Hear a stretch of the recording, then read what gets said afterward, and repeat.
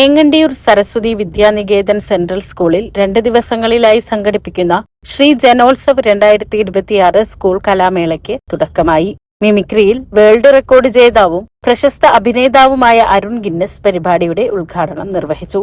ചടങ്ങിൽ school manager PS Ramachandran അധ്യക്ഷനായി. Principal Bindu C, Deendayal trust secretary IA Mohanan, ക്ഷേമസമിതി president Binoj KA, Mathrubharathi president Binsha, school കലാമേള കൺവീനർ ശാലിനി IB എന്നിവർ സംസാരിച്ചു.